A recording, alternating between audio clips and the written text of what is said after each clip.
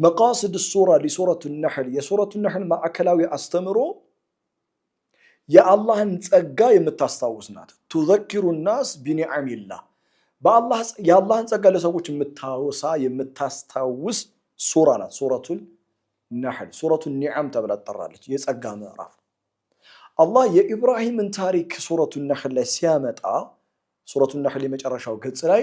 ሻኪረን ሊዐንዑሚሂ ይላል ጌታ ለዋለለት ጸጋ ኢብራሂም አመስጋኝ ነበር ይላል ለአመስጋኝነት ተምሳሌት እንዲሆን ሱረቱን ኒዓም ላይ የጸጋ ሱራ ላይ ሱረቱን ነህል ምዕራፍ 16 ላይ ኢብራሂምን ዘከረሁ አወሳው አያችሁ ወደ ሱረቱል አዕራፋችን ስንመጣ የአደም አለይሂ ሰላም ታሪክ ሱረቱል አዕራፍ ውስጥ የተጠቀሰበት ምክንያት ከሱረቱል አዕራፍ አስተምሮ ጋራ ስቶሪው ስለሚገናኝ ነው በሱራ ውስጥ የሚመጡ ታሪኮች በየትኛውም ሱራ ውስጥ የሚመጡ ታሪኮች የሱራውን ማዕከላዊ አስተምሮት ሊካድሙ ነው ለማገልገል ነው የሚመጡት ስለዚህ ስለ ሱረቱል አዕራፍ በቅድሚያ እንነጋገራለን والله بصراحة هذه السورة المباركة هي السورة العظيمة وجميلة من سور القرآن الكريم سورة الأعراف قرآن سكالوت one of the most beautiful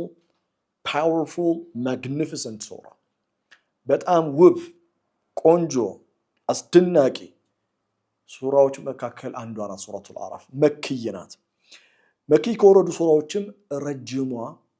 206 አያቶች ያሏት ሱረቱል አዕራፍ ናት በርግጥ ሱረቱ ሹዓራ 226 አያቶች ያሉት ነገር ግን ሱረቱ ሹዓራ ሾርት ነው አያቶቹ አጠር ያሉ ሱረቱል አዕራፍ ረጃጅም አያቶች ነው ያሏት በጣም የምትገርም ሱራ ናት መጀመሪያ ስለ ሱረቱል አዕራፍ ምን ቃኘው ምንድነው መቃሲድ ሱራ لهذه السورة المباركة የሱረቱል አዕራፍ ማዕከላዊ አስተምሮት ምንድነው ሱረቱል አዕራፍ ውስጥ በርካታ አጀንዳዎች አሉ ሱረቱል አዕራፍ በርካታ አያቶች በውስጡ ይዛለች ነገር ግን ለሃ ሚህወር አም አንድ ግን ማዕከላዊ አስተምሮት አላት ሱራ ውስጥ ያሉ ታሪኮች ሱረቱል አዕራፍ ውስጥ ያሉ አያቶች በቀጥታም ይሁን በተዘዋዋሪ በዚህ ማዕከላዊ አስተምሮት ዙሪያ ነው የሚዞሩት ይህ ምንድነው መቃሲድ ሱራ لسورة الأعراف وهي تحث على اتباع الوحي